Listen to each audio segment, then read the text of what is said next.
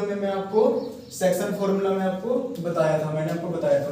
तो find the coordinate of the point which divides the join of, ये हमारे पास एक लाइन सेगमेंट है, ये हमारे पास ए पॉइंट है, ये बी पॉइंट है।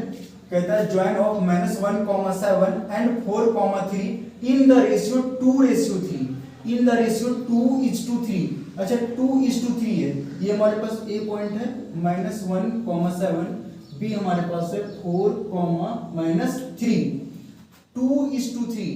अच्छा 2:3 टोटल मींस टोटल ये 5 पार्ट है टोटल, तो ये 2 थोड़ा सा छोटा होगा और 3 ये जो रेशियो को थोड़ा बड़ा होगा।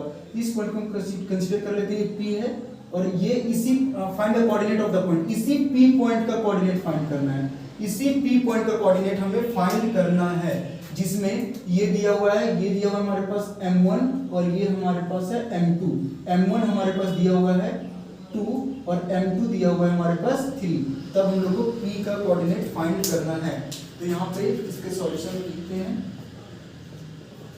हियर क्या क्या दिया हुआ है, ये है x1 और ये है y1। x1 कितना हमारे पास -1, y1 है 7, x2 ये है x2 और ये y2, x2 है हमारे पास 4 और y2 है हमारे पास -3 और ये m1 और m2 है, ये हमारे पास m1 is equal to 2 and m2 3। इस पॉइंट कोऑर्डिनेट फाइंड करना है, सेक्शन फॉर्मूला यूज करेंगे क्योंकि ये 2 पार्ट में डिवाइड कर रहा है, ये 3 पार्ट में डिवाइड कर रहा है, तो सेक्शन फॉर्मूला यूज करेंगे। यूजिंग सेक्शन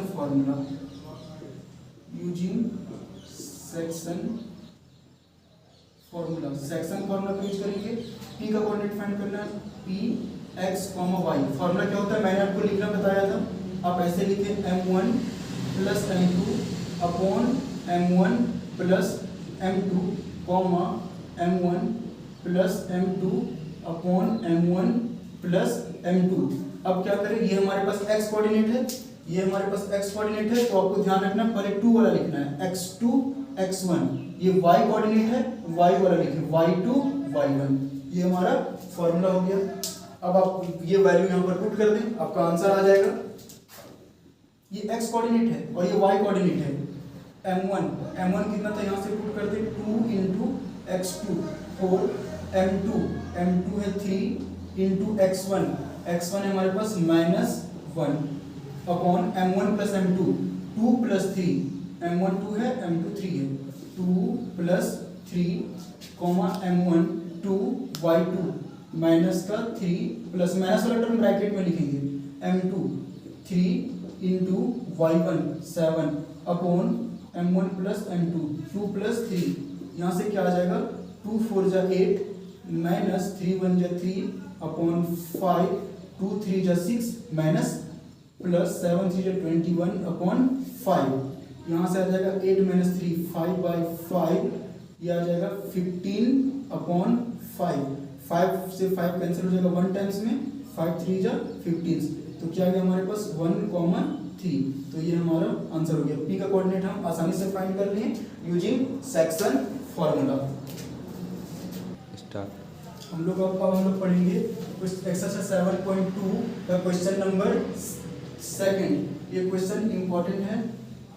क्वेश्चन बोला है find the coordinates of the points of trisection of the line segment joining this and this. Trisection, try का मतलब होता है 3, सेक्शन मतलब होता है डिवाइड करना, 3 पार्ट में ये डिवाइड है। ट्राइसेक्शन है ये हमारे पास एक लाइन सेगमेंट है, इस पॉइंट का हम नाम दे देते हैं, ये हमारे पास A है और ये B है। हमारे पास ये लाइन सेगमेंट ज्वाइनिंग कौन कौन सा पॉइंट से ज्वाइन कर रहा है, 4, -1, -2, -3। ये ट्राइसेक्शन है, मींस 3 पार्ट में, टोटल ये 3 पार्ट है, ये 3 पार्ट को मिला करके बनाया गया पूरा एक लाइन सेगमेंट बनाया गया। ये टोटल 3 पार्ट्स है, टोटल 3 पार्ट्स है हमारे पास। तो टोटल 3 पार्ट्स है, अब ये 2 पार्ट बना, अब ये 3 पार्ट बना, पार्ट 1 पार्ट 2 पार्ट 3। तो इसी 2 पॉइंट का कोऑर्डिनेट हमें फाइंड करना है। मान लेते हैं ये हमारे पास P है और ये Q है, तो पॉइंट P का कोऑर्डिनेट और पॉइंट Y का कोऑर्डिनेट फाइंड करना है। पॉइंट P का कोऑर्डिनेट एंड पॉइंट Y का कोऑर्डिनेट हमें फाइंड करना है। तो पॉइंट P के लिए हमारे पास ये हमारे पास m1 हो जाएगा। अब Q को भी भूल जाएं, ये टोटल 3 पार्ट है, टोटल 3 पार्ट है। तो ये हमारे पास एक और एक 3 पार्ट हो गया। तो पॉइंट P के लिए, जो पॉइंट P के लिए होगा वो यहाँ से यहाँ तक, ये हमारे पास M1 होगा पॉइंट P के लिए, और यहाँ से यहाँ तक ये जो हमारे पास M2 होगा। अभी आप Q को भूल जाइए, Q सब आप ऐसा समझिए कि Q नहीं है, तो M1 और यहाँ से यहाँ तक के लिए ये M2, टोटल 3 पार्ट में था। तो ये M1 एक part, M1 is equal to 1 और M2 ये 2 part, M2 is equal to 2। तो P पॉइंट के लिए M1 हमारे पास 1 है और M2 हमारे पास 2 है, और ये तो फिक्स है x1 y1 और ये x2 y2।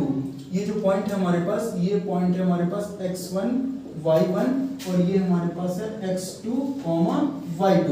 तो P फाइंड करते हैं using section formula. 4 point P के लिए 4 पॉइंट P हमारे पास x1 y1 x2 y2 तो फिक्स है। वहां से ये M1 कितना हो जाएगा, M1 हमारे पास 1 है और M2 हमारे पास 2 है। P का कोऑर्डिनेट फाइंड करना है, P x y, फॉर्मूला ऐसे लिखेंगे M1 plus M2 upon M1 plus M2, M1 plus M2 upon M1 plus M2। मैंने आपको लिखना बताया था, ये x कोऑर्डिनेट है, ये x कोऑर्डिनेट है, अब यहाँ पे x लिख लें, x2 x1, ये y कोऑर्डिनेट है, y2 y1। ये हमारे पास फॉर्मूला बन गया। अब इस फॉर्मूला में अब सारे वैल्यू को पुट कर दें। M1 कितना हमारे पास 1 इंटू x2, ये रहा x2 हमारे पास है माइनस का 2 प्लस M2 2 है, M2 2, x1 है हमारे पास 4 upon M1 plus M2 1 plus 2 comma M1 1 y2 ये रहा हमारे पास माइनस का 3 y2 माइनस 3 प्लस M2 कितना हमारे पास 2 इंटू y1 हमारे पास minus 1 upon M1 plus M2 1 plus 2। ये हो गया। अब यहाँ से सॉल्व करते हैं।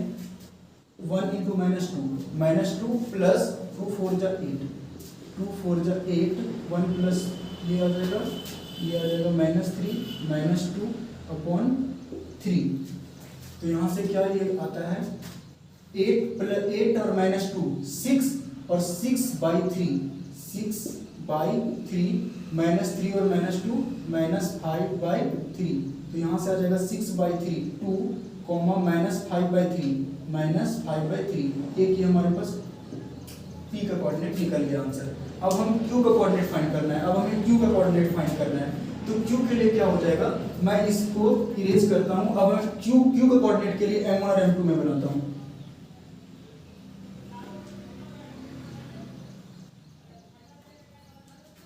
ये हमारे पास M1 अब यहाँ से लेकर यहाँ तक हो जाएगा। अब M1 कितना पार्ट हो गया, M1 एक और एक 2 पार्ट हो गया। M1 अब कितना हो गया 2 और M2 ये M2 है हमारे पास, और अब M2 कितना हो गया 1। P के लिए M1 1 M2 2, Q के लिए M1 2 और M2 1, बस इतना ही अंतर है। अब क्वेश्चन बन जाएगा हमारा 4 पॉइंट Q के लिए M1 हमारे पास 2 है एंड M2 हमारे पास 1 है। आप एक बार फॉर्मूला लिख लेंगे तो एक ही क्वेश्चन में जब 2-3 बार फॉर्मूले का यूज होता है ना, तो एक ही बार फॉर्मूला लिखा रहता है, बाकी उसी फॉर्मूले का यूज कर सकते हैं। Q का कोऑर्डिनेट फाइंड करना है x, y, क्या होगा M1 x2, M2 है 2 x2 को वहां से देखें -2 प्लस M2 है 1, x1 कितना है 4 upon M1 plus M2 2 plus 1 comma M1 y2 M1 2 है y2 हमारे पास माइनस का 3 है, -3 प्लस M1 y2 हो गया M2 y1 है हमारे पास -1 अपॉन M1 प्लस M2। अब यहाँ से सॉल्व करें, ये आ जाएगा माइनस का 4 प्लस 4 अपॉन 3 2 3 जा -6 -1 अपॉन 3। तो यहाँ से हमारे पास आ जाएगा -4 प्लस 4 0 अपॉन 3 0 ही आएगा, और -6 और -1 -7 अपॉन 3। ये हो गया Q का कोऑर्डिनेट। तो आराम से सेक्शन फॉर्मूला का यूज करके ये हमारा क्वेश्चन बन गया। ये इंपॉर्टेंट क्वेश्चन है, आप ये क्वेश्चन भी हमारा आसानी से बन गया।